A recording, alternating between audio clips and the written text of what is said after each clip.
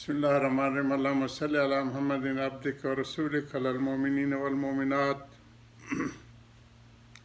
والمسلمين والمسلمات يا رب صل وسلم دائما أبدا على حبيبك خير خلق كلهم هو الحبيب الذي ترجى الشفاعة لكل حول من الأحوال مقتحم يا محمد توجه بك إلى ربك في حاجة هذه لتكسل فشفوا فيه جزا الله عنا سيدنا محمد صلى الله عليه وسلم وأهله اللهم صل على محمد صلاة تنجينا بها من جميع الأحوال والآفات وتكشف لنا بها جميع الحاجات وتطهرنا بها من جميع السيئات وترفعنا بها عندك أعلى درجات تبلغنا بها أقصى الغايات من جميع الخيرات في الحياة بعد الممات إنك على كل شيء قدیر۔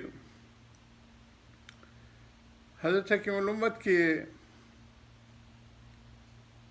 خطبات اور مواعظ کی نامی جلد سے فضائل صبر و شکر چل رہا ہے اور اس دنیا کو امتحان گاہ بتایا ہے، اور صاحب مقام حضرات جو ہوتے ہیں وہ ہر ایک چیز کو اپنے اپنے مقام پہ رکھتے ہوئے، سارے احکام کو پیش نظر رکھتے ہوئے وہ ایک مقام رکھتے ہیں۔ اللہ پاک نے اس دنیا کو جامع بین ضدین بنایا ہے۔ دو صالب و جالب کی ہمارے ہاں واس میں بڑی تفصیل آئی ہے، نیگیٹو پازیٹیوز کو جدید اصطلاح میں کرتے، اور اس سے ہی انرجی پیدا ہوتی ہے، بجلی ہے، دوسری ہے، جبکہ یہ اپنے اپنے مقامات پہ رہیں۔ اگر یہ آپس میں ٹکرا جائیں تو دھماکہ ہوتا ہے، اگر وہ اپنی اپنی جگہ پہ چلتے رہیں، کنٹرول میں رہیں، تو ساری دنیا کو روشن کرتے ہیں، ساری دنیا کے لیے فلاح و بہبود کے لیے وسیلہ بن جاتی ہے وہ انرجی۔ رات اور دن یہ دونوں جو ہے ایک دوسرے کی جامع بین ضدین والی بات ہے۔ اس سے انسانیت پروان چڑھتی ہے، نباتات، حیوانات، بحر و بر میں جتنی بھی چیزیں ہیں، سمندروں کی موجیں، یہ انہی سے پھر اللہ پاک نظاموں کو چلاتے ہیں۔ اسی طرح مرد اور عورت کو اللہ پاک نے ان سے انسانیت کو پروان چڑھانے کے لیے اور اس کو جو ہے اپنا خلیفہ بنایا ہے۔ حضرت رابعہ بصری رضی اللہ عنہ سے کسی نے پوچھا کہ اماں جان عورتیں نبی کیوں نہیں بنتی؟ فرمایا بیٹے وہ تو نبی جنتی ہیں، ان کی گودوں سے نبی پروان چڑھتے ہیں۔ تو دونوں اپنے اپنے مقامات پہ اونچا مقام رکھتے ہیں۔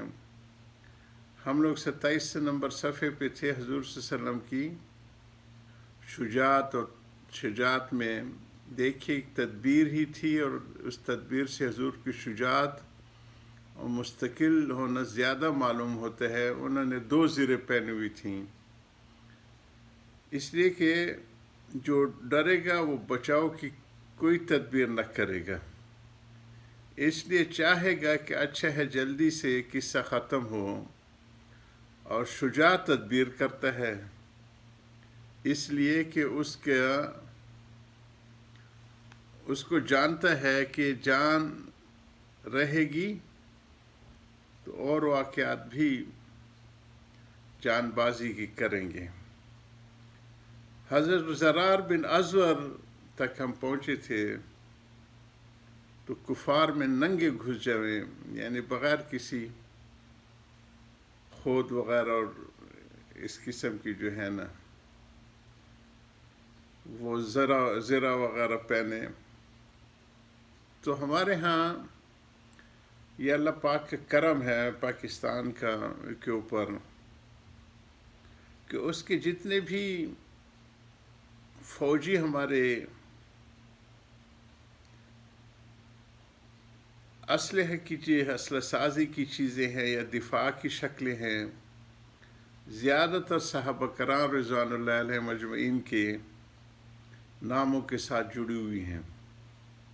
تو ہمارے ہاں ایک ٹینک زرار کے نام سے بڑا مشہور ہے، جو ہمارے اسرار گمن نے ہمیں بتایا تھا جب اس کو ہم دیکھنے گئے تھے۔ چھوٹے تھے ہمارے بچے، سلیمان کو اس پہ بٹھایا اور نعمان کو خالد پہ بٹھایا، نیچے سے کہا کہ بیٹے یہ دنیا کے سب سے بہترین ٹینک ہیں، لیکن ایک کمی ہے۔ میں خود حیران ہوا کہ وہ کمی کیا ہوگی۔ فرمایا یہ میڈ ان پاکستان ہے۔ تو شکر ہے کہ پاکستان نے اپنے سارے اکابرین کے ناموں کو برقرار رکھا، اس کی برکت سے انشاءاللہ کبھی یہ شکست نہیں کھائیں گے۔ اسی ضمن میں حضرت خولہ بنت ازور جو حضرت زرار کی بہن تھیں، اور حضور صلی اللہ علیہ وسلم نے ان کی شجاعت کی اور شاہ سواری کی تعریف فرمائی تھی۔ تو میرا جی چاہتا تھا کہ خولہ بنت ازور کے نام پہ بھی اللہ کرے کہ کوئی ہمارے ایسے، خاص طور پہ اب جو سب میرینز میں کام ہو رہا ہے، چونکہ وہ پانی کے نیچے ہوتی ہے، خاتون کے ساتھ اس کی مناسبت بھی ہے، یعنی چھپی رہنے والی، تو اللہ کرے کوئی ایک سب مرین ہماری آج کل شاید 7 کے نام سے بن رہی ہے، اگلی جو ہے اللہ کرے کہ خولہ کے نام سے اس میدان میں آ جائے، تاکہ جو جان باز صحابیات تھی ان کے ناموں کو بھی قوم و ملت کے سامنے رکھنا ہے اور ان کے کارناموں کو اجاگر کرنا ہے۔ اسی طرح میں نے جس طرح عرض کیا تھا کہ سب سے پہلے جو مطلب حضور صلی اللہ علیہ وسلم نے قائم فرمائی تھی، جیسے صوفیاء اور ذاکرین کے لیے ایک علیحدہ مقام بنایا تھا، یعنی صوفیاء کا نام بھی تھا، مقام بھی تھا اور کام بھی تھا۔ حضور کے زمانے ہی سے ایسی چیز نہیں ہے کہ بعض والے لوگ اس میں کلام کرتے ہیں۔ تو صفا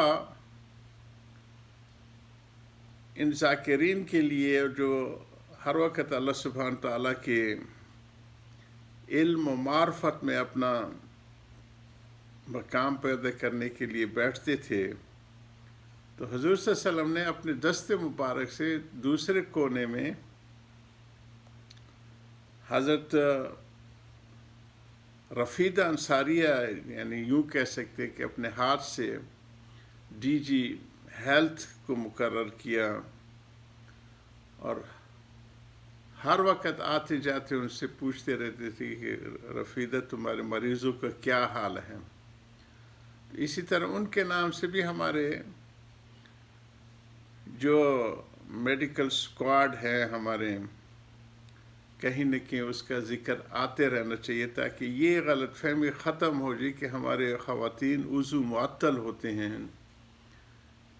ایک تو ہے بے حیائی و بے شرمی، وہ مردوں کے لیے بھی منع ہے، عورتوں کے لیے بھی منع ہے۔ ایک ہے ان کو کرامت بنانا، یہ مردوں کے لیے بھی ضروری ہے، عورتوں کے لیے بھی۔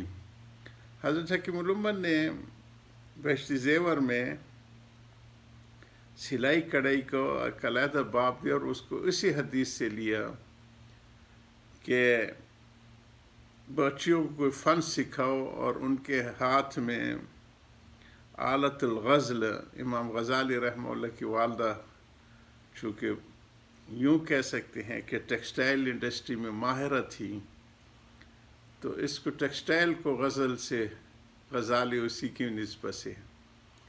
یہ ایسے ہے کہ جیسے مردوں کے ہاتھ میں، مجاہدین کے ہاتھ میں تلوار۔ تو حضرت فرماتے بچوں کو کوئی نہ کوئی فن ضرور سکھانا چاہیے، جی اسی پہ باب باندھا ہے۔ اسی طرح ان کی صحت اور تندرستی کے لیے بہت زیادہ ضروری ہے۔ پہلے جو ہے جس طرح میں نے حضرت عباس رسانہ کی زوجہ محترمہ کا بتایا کہ میرے لیے سب سے مشکل کام حضرت عباس کے گھوڑے کی دیکھ بھال تھی۔ اللہ ہمارے خواتین کو بھی مقام بنے اور ہم سب کو حیا و عفت کے ساتھ سارے کمالات عطا فرمائے۔ وآخر دعوانا الحمدللہ رب العالمین۔